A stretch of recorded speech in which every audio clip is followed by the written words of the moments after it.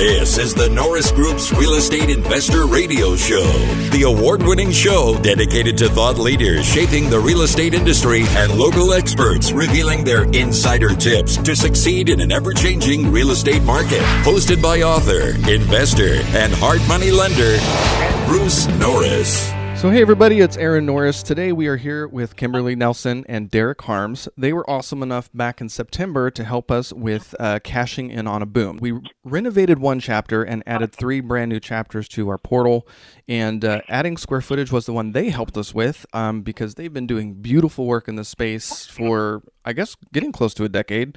And we've decided that when we're not experts at something, we just want to bring somebody in who's actually doing the strategy in California so we get the latest and greatest. So thank you guys for joining us and helping us build this chapter. Thank you, Aaron. Yeah, I appreciate it. Well, and Absolutely. Derek, Kymberly was not able to be there live, so Derek took one for the team, and he actually ended up teaching the day, but Kymberly's all over it. But I want to start, one of the nice things is that I want to make, one of the things we get called about the most is how people get in the business, how they get started, how they get motivated. So hearing people's stories, and you guys are a little bit unique too, because a lot of people have to start by forming a partnership for one reason or another. Sometimes they don't have the experience or the money. So let's start with Kymberly, since we didn't get to see you in September. How did you even get started in this business? Born and raised into this business, basically through osmosis. My dad and mom started real estate investment business together when I think I was in the 2nd grade, and she would drag me from job site to job site as she was renovating properties. And so I literally have been raised in the real estate business and decided that it was a fit. I loved the transformation process. I loved the real estate side of things, and just continued my dad's vision down here in San Diego. Well, people may not know this, but in 2014, we ran around with a talk and specifically spoke about the strategy, and we used your projects out in San Diego, and I believe mostly in San Diego, as the pictures that we showed what was possible. You guys have such a beautiful design aesthetic, especially when you were doing a lot of interior work and tearing down walls. It was crazy. So if you didn't know that and you remember the pictures that we were showing back in 2014, it's your projects. Oh, thank you very much, Aaron. Aaron, I was at the SCCIA meeting, actually, when Bruce, and I believe you were there as well, when he started talking about strategy and showed some photos of some Sunoco projects and mentioned Jim. Obviously, I was connected with them at the time, so I think I texted Kymberly at that right while I was there today. We're talking about you here. Oh, they didn't even tell you that we were going to use the pictures, huh? So, well, that's wonderful. Thank you very much for that. I appreciate it. Well, a shout out to your dad, Jim. I just miss that guy. Wonderful man. And he's was in the business a really long time, and probably a key reason that you even got in the business. So anyway. Absolutely. So you got to work with him quite a bit as well. I did. I started in the office, with mailers and doing runners, running errands. When I moved to San Diego, asked him for the opportunity to flip some properties down here. He was more than thrilled to open San Diego up to me, and gave me all the tools I needed to run a successful flipping business down here. Now, I don't know if you get this question very often, but I have people come up to me like, I don't know how you work with family. I could never work with my parents or my kids.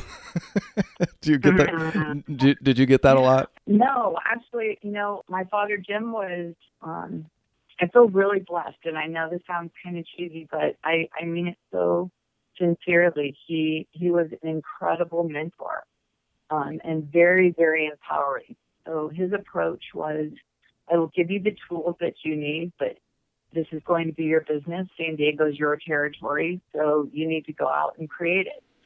This is how I did it, and this is what worked for me. But, fly free, little birdie. Go give it a shot down there. He was definitely my greatest cheerleader and supporter, and was always there in difficult situations arose as they did. But no, I could not have asked for a more loving, supportive mentor.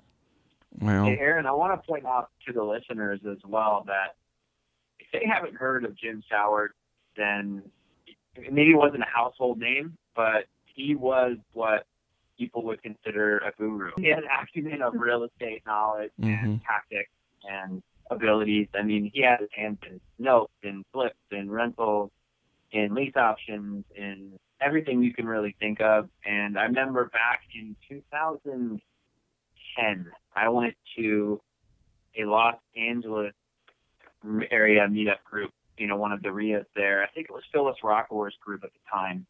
And Jim was sitting in the corner as, one of the Ask a Pro type guys. If you had a question about a deal, he was your deal maker. So that was the first taste I had got of Jim, and I knew kind of what I was dealing with at the time. And he's been instrumental in helping me get to where I'm at now, especially with Kymberly. And we just can't say enough about the guy. So, so all you listening out there, he was one of those gurus. Well, and it was one of the reasons that we wanted to ask you guys too, is for that there's a little piece of Jim in this chapter as well, and that's definitely a piece of what we're always trying to do, is creating a legacy. And stuff that we touch, some of what we create ends up sticking around for decades, and not just the physical properties themselves, but what you pass on to generations. It's pretty special. So I'm just thrilled you guys help us with this, and you actually gave me a really great segue into you, Derek. How did you end up getting started? Was this sort of something that you grew up with, family and real estate, and then how did you get attached to you and Kymberly working together? So I definitely don't have the family lineage in terms of a family business. So, but although my dad has since gotten into real estate and was instrumental in me getting into the business, but backtracking a second, back in 2008 when I graduated college, my dad bought me a piece of land in Arkansas as opposed to the trip to Europe that I wanted. And granted, I was a 21-year-old kid. I had no idea what to do with a piece of land in Arkansas, but he had the vision. He knew that there was a plan. Basically, he kind of coached me through what to do with it. We cleared it and sold it to the developer, and I made a few bucks on it. And that just kind of got my wheels turning about the opportunity. And I didn't quite jump into the space. I just got out of college and had money, so I needed a job. And I ended up getting one as a bartender. Did that for a couple of years. And after I was able to get enough money doing that, I ended up buying a duplex in Barstow for $22,500. And that was in 2010 at the very bottom of the market, so they were almost giving them away. And it was, but I had to take one step further behind that because this is important. I went to a Tony Alvarez seminar about 6 months before I bought that duplex, and took his class, got his book, and they have the boilerplate stuff in there. You need to buy at 70% of ARV minus repair costs and all that. And I remember getting on the phone and calling agents, calling REO agents, and sounding like such a rookie. And I'll never forget it. This one agent, one of the first agents I called, he's like, I went through the spiel, through the script, and he's like, you sound like you just went to one of those seminars, and you're just rattling off all the numbers to buy properties at 70%, blah, blah, blah. I'm like, well, I did, and, I'm 21 years old, and I'm trying to get into business. What do you want from me? And he actually, once he heard that, he's like, all right, well, you're doing the right things, and, this will make sense. And he actually gave me a couple pointers as to how to talk to the next agent. But fast forward a little bit, I bought a duplex, I put tenants in it, learned how to become a landlord briefly, and then sold the duplex to a regular at my bar. And I think I sold it for $56,000. So after putting a few grand into it, I made a nice chunk of change, especially, for being that age, and realized that real estate's the way to go. And shortly thereafter, I quit bartending and off to the races.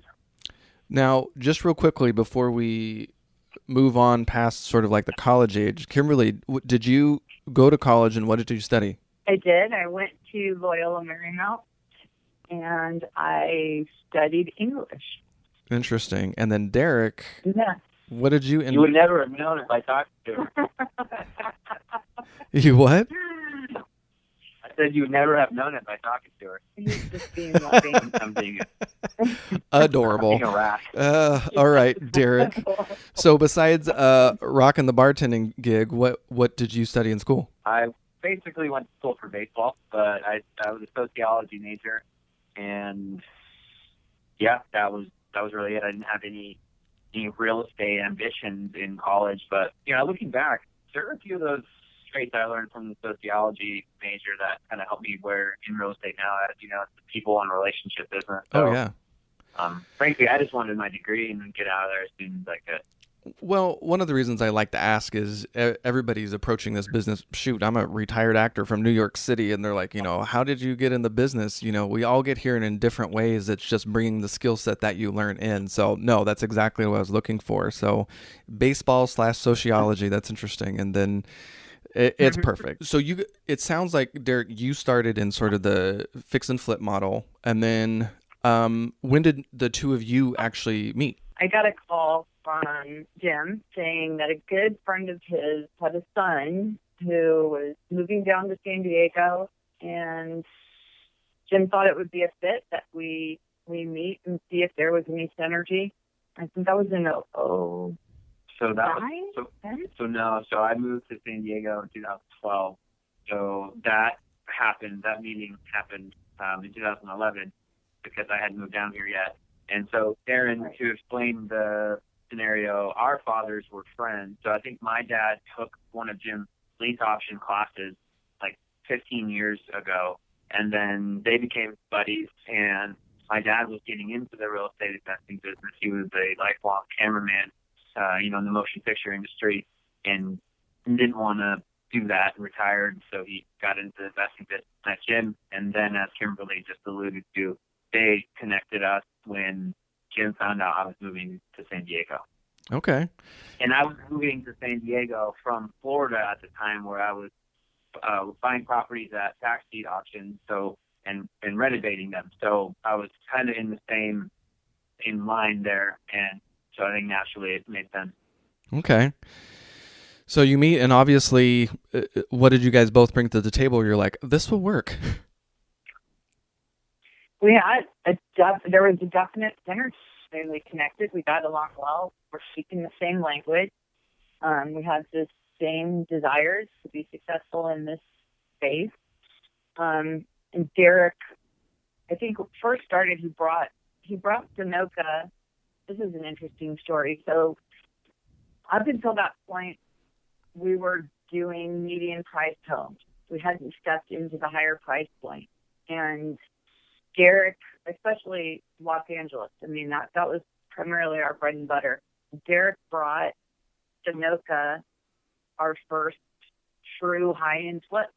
Yep, I was an agent, Aaron, so I had my license and joined the brokerage here in San Diego. So that may be a missing link. So where I was actively in the field finding properties, and so that's how the relationship started in San Diego. I was an agent on behalf of Sunoco. Oh man, you went to the dark side. What?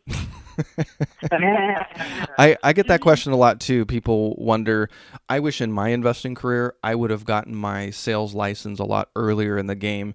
If nothing else, just to understand a lot more of the legalities in the state of California. Mm-hmm.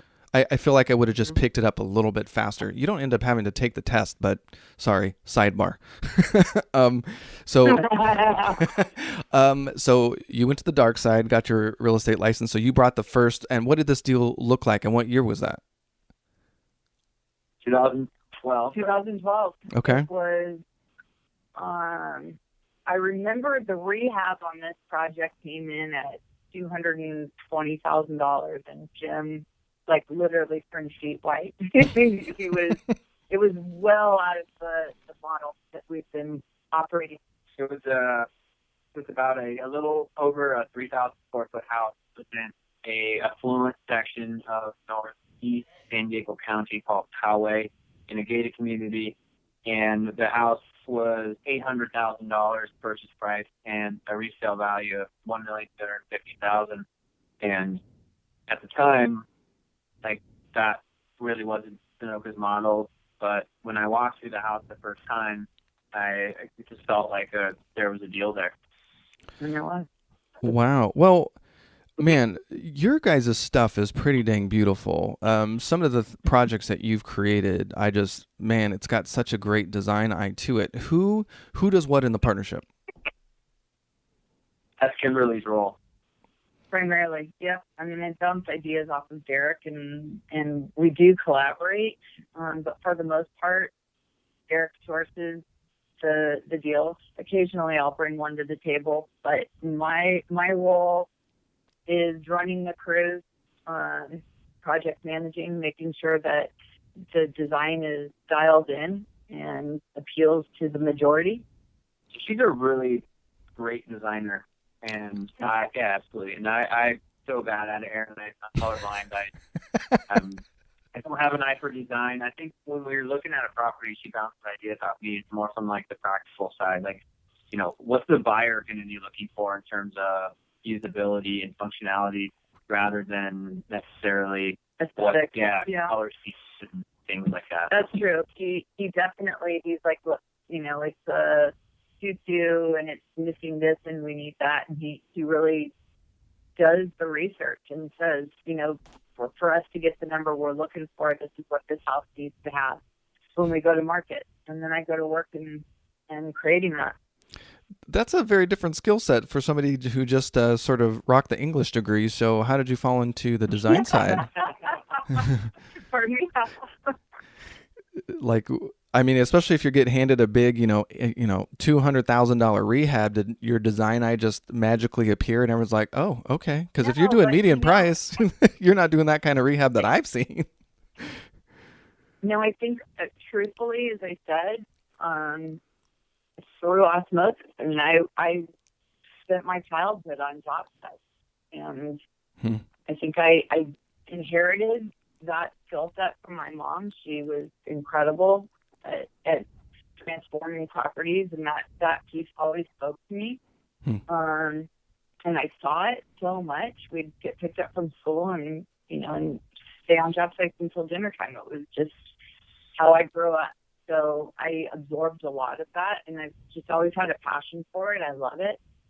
All right. I think, Aaron, an important point, I think, for the viewers who maybe necessarily haven't flipped a bunch of houses, a $200,000 renovation budget on a 3,000 square foot single story ranch house gets eaten up quickly. I mean, a tile roof could be 40 to 50 grand. All that flooring could be another 30 if you're going engineered. And so, you know what I mean? Like, so just the sheer volume of material, and it just eats up some of those budgets. So, and we did an addition there, right? So we added the bedroom, so there was some internal structural. Yeah, that's configuration. Yeah, exactly. Okay, yeah, and that's definitely what we're going to try to accomplish on this show too. Let's get into that, is like how this changes, because you basically have gone through an entire cycle. So 2012, when you started getting into this, you're well into two, like the quadrant 2, the downturn happened. It doesn't seem like it would be a great time to do the high end stuff. And then now we're sort of at the tail end of quadrant 4, where, we're warning people, you know what, maybe now's not a fantastic time to do that $12 million rehab at the moment. It's time to wind down those kind of projects. So let's talk about the journey. So you started to do these sort of high end stuff in 2012. What was the market like? So the market was actually pretty strong, as San Diego County had some really strong numbers, and it wasn't quite where it hit, obviously, in this last 24 months or so. But that was part of what I brought to the table, was through all the research and the numbers and the volume and the metrics, and pretty confident in it. And there was a lot of buyers, especially in the Poway area. So Poway has really good schools, and frankly the best in San Diego, other than areas in the La Jolla area. And so there's always buyers for family-style homes out there. So felt good about that. But you look back, like you mentioned before, that same property right now would not make sense. And it maybe it would. Everything has a price, right? I mean, for the right price it would, but it's definitely a different feeling and out there today than it was obviously back then. And you have to be really careful right now with what you actually decide to do. Yeah, we're not looking at projects right now anywhere near what that first deal that we did together. Okay. It's like. That's a good idea. I'm getting a lot of that feedback from a lot of the former investors that I knew that was doing some high-end stuff, especially stuff that they know is going to take a lot of time along the coast, that's going to trigger some kind of environmental review, or to be honest with you, especially after the accessory dwelling unit regulations came out, that seems to sort of be the hot topic. But I'm hearing, particularly in San Diego, that they're very backed up, and that a lot of timelines investors aren't expecting the timelines that are landing in their lap, especially for these kind of projects. Yeah, absolutely. And it's serious, and you have to budget for it. And if you have a very large monthly debt service payment, then you're going to be in some trouble. And I was listening to a podcast this morning, and it was talking about the difference between debt and equity. And maybe, if you had the right investors and they were equity partners and you weren't in front of the freight train of debt payments every month, you might be able to, and the numbers made sense, you might be able to find something that works for you. But most people are getting hard money and or private, and typically have to get in front of that freight train, and it's scary. So it's funny you mentioned that. In 2013, I remember there was that little, I think it was 2013, there was a little softness in the market, and I think it happened over the summer. And I ran into a guy in Orange County who I think he had 5 or 6 multi-million-dollar rehabs going on at the same time. And I, as a hard money lender, I'm calculating in my head, I'm like, oh my gosh, you've got over $100,000 in hard money payments every month. And so when you're in a market like now, yeah, it's a little scary to know that people are going to be going into those situations, and they're not thinking that the market can soften a little bit. It's a little scary. So you guys have. So in 2012, the market had really sort of done its crash and gone up a little bit. So that was a good time. You were chasing the right inventory in the right neighborhoods. And now, are you still operating in those same neighborhoods? You've just decided to throttle it back and go to easier, more median income flips? Correct. Yeah, we've not abandoned. We've just shifted gears a little bit, okay. And we are focusing more on the median price properties, not doing a lot of value engineered square footage and plans and permits, and they're quicker deals for the most part, and more entry level type properties. Yeah, and they have more than one exit strategy. Maybe you don't want to rent something out. Maybe it still wouldn't pencil as a good rental, but you at least have that option if you had to do it. But if you have a $3 million house in La Jolla, good luck renting that out and even treading water. I mean, so I think that's important for people to look at moving forward. Is if you did get caught with something, how long can you hang on to it for, and what can you do with it?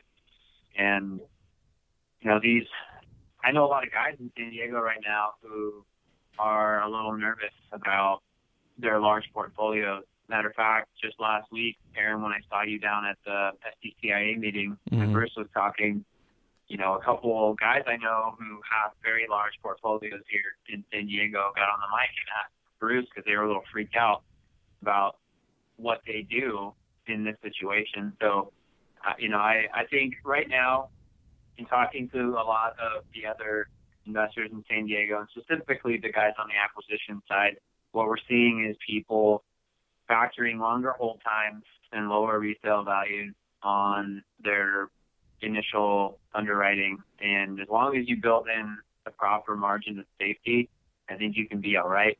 So, and the reason I say that is I went back and looked at all the sales numbers in San Diego in 2009 and 2010, and just to see how many homes were selling in that time, right? The absolute bottom of the market after the crash. And there's still thousands and thousands of homes here in San Diego that sell.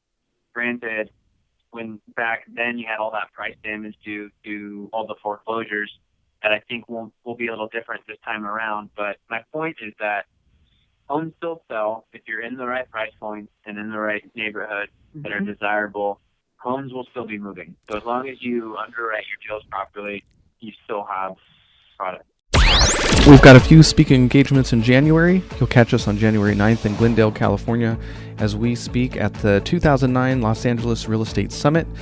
We are doing that in conjunction with Robert Hall and Associates.